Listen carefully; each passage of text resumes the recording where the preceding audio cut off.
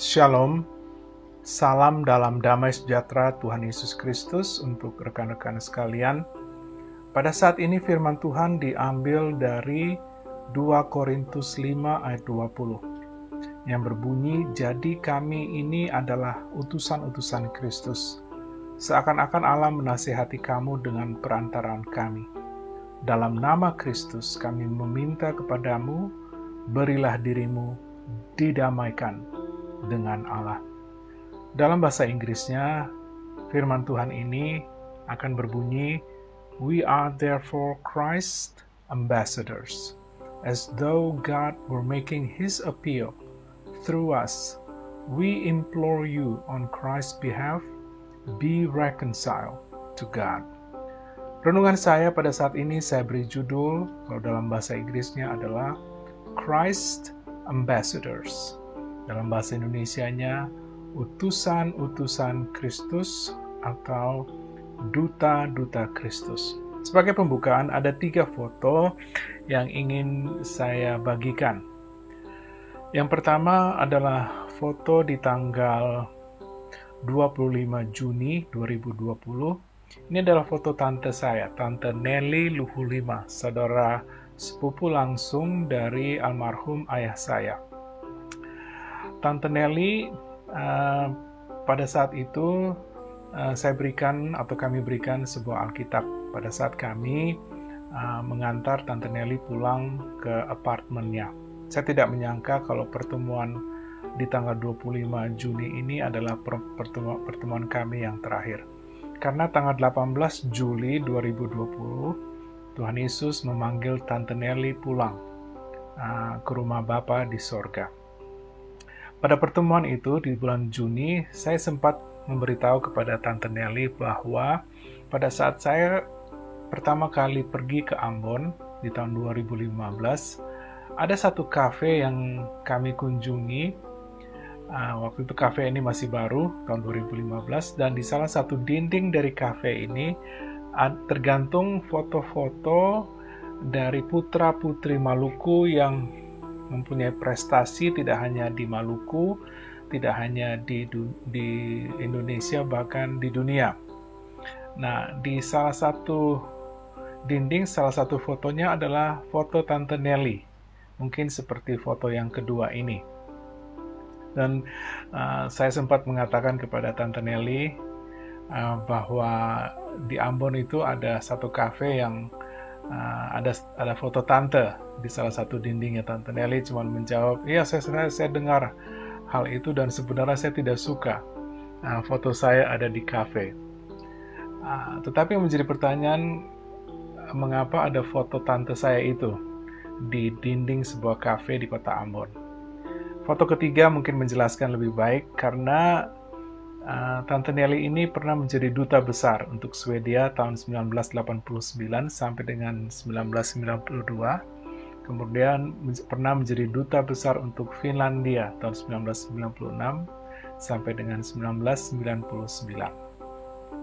Nah, ini akan menjadi fokus kita. Seperti Tante Nelly adalah duta untuk bangsa Indonesia, maka kita pengikut Kristus, sadar atau tidak sadar, kita adalah duta untuk Tuhan Yesus. Ada 5 bagian dalam renungan saya saat ini. Yang pertama, pengertian. Apa arti seorang duta atau utusan? Hal ini dapat dijelaskan dari Perjanjian Lama dengan 2 hal. Seorang duta atau utusan pergi karena disuruh untuk melakukan sesuatu. Kemudian yang kedua, seorang duta atau utusan diutus untuk membawa pesan. Hal ini mungkin dapat lebih diperjelas lagi di bagian yang kedua, yaitu pustaka acuan. Ada beberapa referensi ayat di Alkitab tentang apa atau siapa itu duta atau utusan, tapi saya hanya menggunakan 3 referensi atau 3 pustaka acuan. Yang pertama, 2 Samuel 10 ayat 2. Lalu berkatalah Daud, "Aku akan menunjukkan persahabatan kepada Hanun bin Nahas, sama seperti ayahnya telah menunjukkan persahabatan kepada aku. Sebab itu Daud menyuruh menyampaikan pesan turut berduka cita kepadanya dengan perantaraan pegawai-pegawainya karena kematian ayahnya." Di sini kita bisa pelajari bahwa seorang duta atau utusan membawa pesan. Pesan itu adalah pesan duka cita. Jadi sebagai perantara. Kemudian 1 Raja-Raja 5 ayat 1 berbunyi, Hiram, Raja Tirus, mengutus pegawainya kepada Salomo, karena didengarnya bahwa Salomo telah diurapi menjadi raja menggantikan ayahnya, sebab Hiram senantiasa bersahabat dengan Daud. Nah, dari ayat ini juga kita mempelajari bukan hanya bangsa Israel mengutus utusan atau dutanya ke bangsa lain, tetapi bangsa lain juga mengurus utusan mereka atau duta mereka kepada bangsa Israel. Dan dari ayat ini kita dapat mempelajari bahwa utusan atau duta membawa pesan selamat untuk dilantiknya seorang raja. Kemudian yang ketiga, Yesaya 18 ayat 1 dan 2, Wahai negeri dengingan sayap di seberang sungai-sungai Ethiopia, yang mengirim duta-duta melalui laut dalam perahu-perahu pandan mengarungi permukaan air. Pergilah, hai utusan-utusan yang tangkas, kepada bangsa yang jangkung dan berkulit mengkilap, kepada kaum yang ditakuti, dekat dan jauh, yakni bangsa yang berkekuatan ulet dan lalim, yang negerinya dilintasi sungai-sungai. Dari Yesaya kita dapat pelajari seorang duta atau utusan membawa pesan tidak hanya antar desa, bahkan antar kota, tapi tidak juga antar kota, bahkan antar bangsa melintasi lautan. Dari referensi-referensi ini, kita dapat menarik kesimpulan bahwa seorang duta atau utusan itu membawa pesan, mungkin ucapan selamat, mungkin ucapan duka cita, tapi juga pesannya dapat berupa peringatan, atau pesan dapat berupa bahwa akan ada peperangan antara dua bangsa. Sebagai catatan penting, kalau saat ini seorang duta besar Indonesia misalnya akan menempat beberapa tahun di negara asing dan menjadi wakil Indonesia di negara tersebut. Tetapi di perjanjian lama, tugas duta hanya membawa pesan dan dia tidak menetap di negara asing sebagai utusan bangsa Israel. Yang ketiga, pelajaran. Ayat kita 2 Korintus 5:20 berbunyi, jadi kami ini adalah utusan-utusan Kristus, seakan-akan Allah menasihati kamu dengan perantaran kami. Dalam nama Kristus kami meminta kepadamu, berilah dirimu didamaikan dengan Allah. Ada 3 pelajaran penting dari ayat ini, yaitu perantara, pesan, dan pengutusan. Perantara. Sadar atau tidak sadar, kita adalah wakil Allah kepada orang lain, dan kita datang dalam nama Kristus. Ayat kita berbunyi, jadi kami ini adalah utusan-utusan Kristus, seakan-akan Allah menasihati kamu dengan perantaraan kami. Dalam nama Kristus kami meminta kepadamu. Kemudian yang kedua, pesan. Pesannya dari ayat kita adalah, berilah dirimu didamaikan dengan Allah. 2 Korintus 5 ayat 21 berbunyi, Dia yang tidak mengenal dosa telah dibuatnya menjadi dosa, karena kita supaya dalam Dia kita dibenarkan oleh Allah. Pesan yang kita bawakan kepada semua orang adalah pesan untuk berdamai dengan Allah. Kita menjadi musuh Allah karena dosa. Dosa merusak hubungan Allah dengan manusia. Tapi Tuhan menyediakan jalan keluar dari permasalahan ini dengan mengutus anaknya yang tunggal, menjadi penebus yang membayar harga dengan menyerahkan dirinya di kayu salib, sehingga kita dapat diperdamaikan antara Allah dan manusia, dan hubungan yang tadinya rusak dapat diperbaiki kembali. Kemudian, dan itu adalah Injil, kabar baik. Kemudian yang bagian ketiga adalah pengutusan. Ayat kita diawali dengan kata-kata, jadi kami ini adalah utusan Kristus. Sadar atau tidak sadar, pengikut Kristus, kita sebagai pengikut Kristus telah menerima amanat agung itu untuk pergi membawa kabar baik kepada banyak orang. Matius 28 ayat 19 dan 20 berbunyi, karena itu pergilah, jadikanlah semua bangsa muridku, dan baptislah mereka dalam nama Bapa dan Anak dan Roh Kudus, dan ajarlah mereka melakukan segala sesuatu yang telah kuperintahkan kepadamu, dan ketahuilah, aku menyertai kamu senantiasa sampai kepada akhir zaman. Sebagai catatan, kalau di dalam bahasa Indonesia sepertinya ada 4 kata kerja: pergilah, jadikanlah, baptislah, dan ajarlah. Tapi kalau kita pelajari dalam bahasa aslinya, kata kerjanya hanya 3. Jadikanlah semua bangsa, baptislah mereka, dan ajarlah mereka. Kata pergilah mungkin lebih baik ditulis selagi engkau pergi, jadikanlah semua bangsa, baptislah mereka, ajarlah mereka. Artinya aplikasi praktisnya, selagi kita pergi ke saudara-saudara, ke keluarga, selagi kita pergi ke tempat kuliah, selagi kita pergi ke tempat pekerjaan, selagi kita pergi ke dunia usaha, juga dalam aplikasi saat ini, saat kita ada di online dengan menggunakan internet, dengan menggunakan sosial media, baik itu Facebook, Instagram, Twitter. Selagi kita menggunakan semua itu, bila mana ada kesempatan, maka jadikanlah semua bangsa muridku. Baptislah mereka dalam nama Bapa dan Anak dan Roh Kudus, dan ajarlah mereka melakukan segala sesuatu yang telah kuperintahkan kepadamu. Jadi sebagai kesimpulan, pelajaran dari 2 Korintus 5:20, kita adalah perantara, wakil Allah kepada orang lain, dan kita datang bukan untuk nama sendiri, tetapi dalam nama Kristus. Pesan yang kita bawa adalah berilah dirimu didamaikan dengan Allah. Tuhan Yesus adalah satu-satunya juru selamat dan juru damai itu.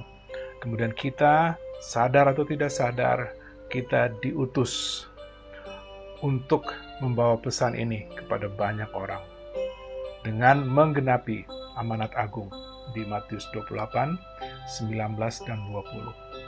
Kemudian nomor 4, patron. Patron berarti teladan atau contoh. Dan contoh yang baik sebagai duta Kristus adalah Paulus sendiri. Ada 2 referensi di mana dalam tulisan Paulus dipakai kata-kata duta atau ambassador atau utusan. Yang pertama di Efesus 6 ayat 19-20. Juga untuk aku supaya kepadaku jika aku membuka mulutku dikaruniakan perkataan yang benar, agar dengan keberanian aku memberitakan rahasia Injil yang kulayani sebagai utusan atau duta atau ambassador yang dipenjarakan. Berdoalah supaya dengan keberanian aku menyatakannya, sebagaimana seharusnya aku berbicara. Dari ayat-ayat ini kita dapat mempelajari bahwa Paulus sadar bahwa dia itu adalah duta Kristus, utusan Kristus, Christ Ambassador. Dan dia meminta agar jemaat di Efesus mendoakan dia sehingga ada keberanian untuk memberitakan rahasia Injil. Dari ayat ini juga kita dapat melihat bahwa dalam mengabarkan kabar baik itu, ia sempat dipenjarakan. Jadi ada tantangan dalam pekabaran Injil. Ayat referensi yang kedua yang Paulus tulis di mana kata-kata atau kata ambassador, utusan atau duta itu dipakai ada di 2 Korintus 5:20. Dikatakan, jadi kami ini adalah utusan-utusan Kristus atau Christ Ambassador atau duta-duta Kristus. Seakan-akan Allah menasihati kamu dengan perantaran kami, dalam nama Kristus kami meminta kepadamu, berilah dirimu didamaikan dengan Allah. Sangat menarik sebagai catatan, kalau di Efesus, Paulus menggunakan kata aku. Ada beberapa kali digunakan kata aku, juga untuk aku, jika aku membuka mulutku, agar dengan keberanian aku memberitakan rahasia Injil yang kulayani sebagai utusan yang dipenjarakan. Berdoalah supaya dengan keberanian aku menyatakannya sebagaimana seharusnya aku berbicara. Jadi Paulus sadar bahwa dia adalah duta Kristus secara pribadi. Tapi di 2 Korintus 5:20 ayat kita digunakan bukan kata aku tetapi kami. Kami adalah utusan-utusan Kristus. Seakan-akan Allah menasihati kamu dengan perantaran kami. Dalam nama Kristus kami meminta kepadamu, berilah dirimu didamaikan dengan Allah. Ini paling tidak menunjukkan bahwa duta Kristus bukan hanya Paulus atau murid-murid Tuhan Yesus pada saat itu, tetapi sadar atau tidak sadar, pengikut-pengikut Kristus saat ini, apapun profesi mereka, adalah juga duta ataupun utusan ataupun Christ Ambassador. Yang terakhir, penerapan. Saya akan membacakan untuk terakhir kali 2 Korintus 5:20. Jadi kami ini adalah utusan-utusan Kristus, seakan-akan Allah menasihati kamu dengan perantaran kami. Dalam nama Kristus, kami meminta kepadamu, berilah dirimu didamaikan dengan Allah. Dua hal, pertanyaan dan perintah. Yang pertama, pertanyaan. Bersediakah kita menjadi utusan, menjadi duta, menjadi ambassador untuk Tuhan? Yesaya 6 ayat 8 berbunyi, lalu aku mendengar suara Tuhan berkata, siapakah yang akan kuutus dan siapakah yang mau pergi untuk aku? Maka sahutku, ini aku, utuslah aku. Sebagai prinsip rekan-rekan sekalian, Tuhan selalu mengundang. Dia tidak pernah memaksa orang mengikut Dia. Kita diberikan kebebasan untuk memilih. Undangan yang diberikan kepada Yesaya berlaku juga bagi kita sebagai pengikut Kristus saat ini. Undangannya sama. Siapakah yang akan kuutus dan siapakah yang mau pergi untuk aku? Saya harapkan bahwa kita semua menjawab sama seperti Yesaya menjawab. Yesaya menjawab, ini aku, utuslah aku. Kemudian yang kedua, sebagai penerapan adalah perintah. Setialah. Amsal 13 ayat 17 berbunyi, utusan orang fasik menjerumuskan orang ke dalam celaka, tetapi duta yang setia mendatangkan kesembuhan. Prinsip lagi, rekan-rekan sekalian, Tuhan tidak pernah memaksa orang mengikut Dia, tetapi orang-orang yang mengikut Dia, apapun profesinya, tidak bisa mengikut Dia setengah-setengah. Ia harus belajar setia.